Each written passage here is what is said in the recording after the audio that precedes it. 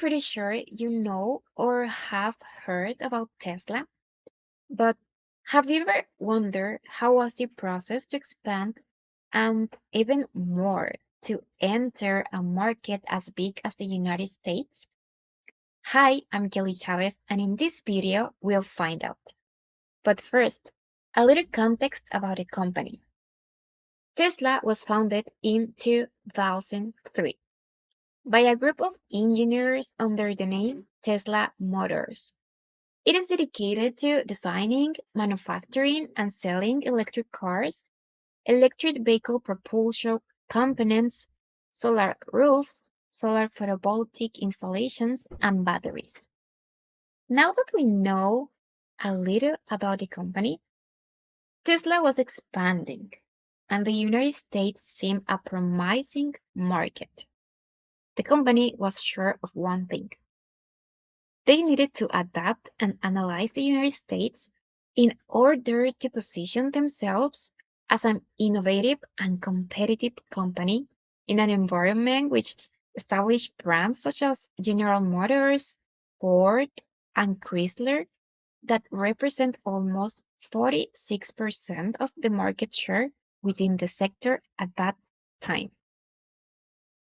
The United States had strict regulations that were established by the government for companies in this sector, the automotive, where great importance was given to clean energy, regulations on gas emissions, and more sustainable processes.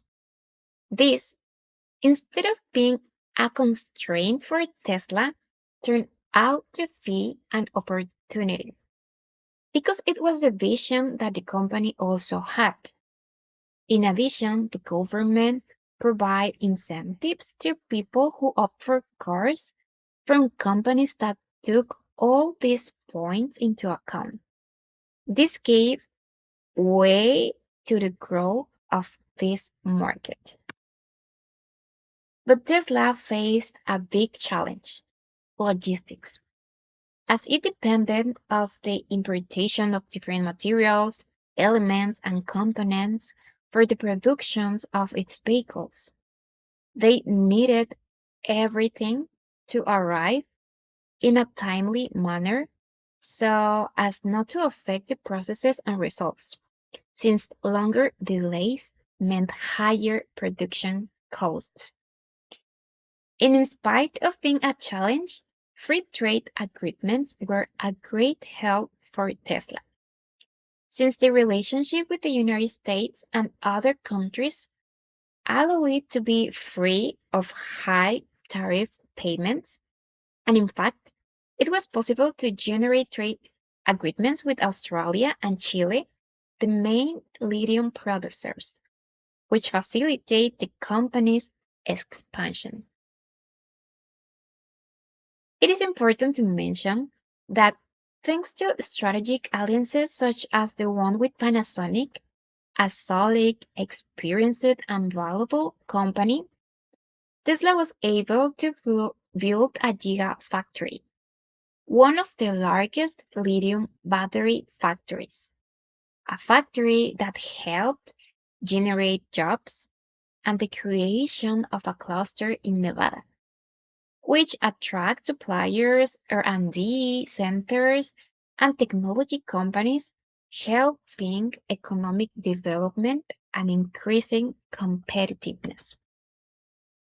Within the large industry, there is a high dependence among companies due to the economic sectors.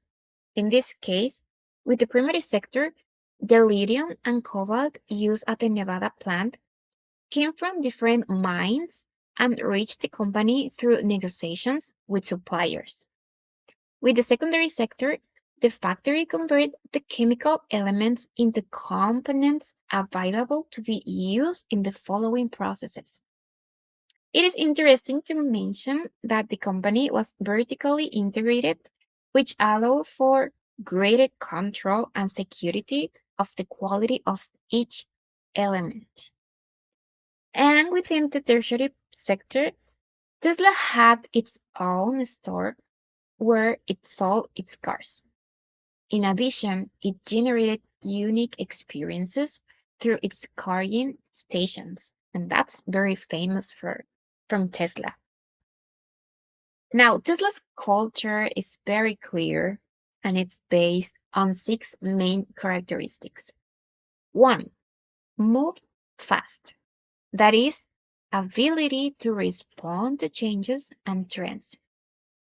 Do the impossible. Think outside the box.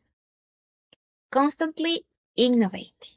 That is, continually look for solutions to improve. Reasons from first principles, reasoning from the root to understand and solve problems it's encouraged. Think like owners, encouraging responsibility and accountability at work. We are all in unifying work groups from the betterment of the company. In addition, they work with colleagues from around the world, allowing the company to be inclusive and innovative.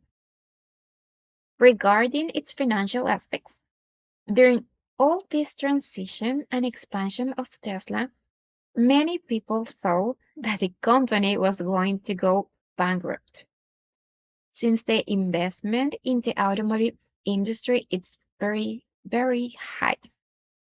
But thanks to the company's financial rounds with the shareholders and the company's IPO in June 2010, it was able to move forward.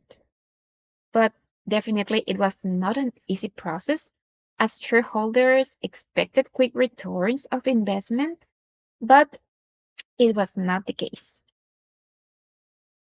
Tesla managed to enter the market and position itself to where it is today.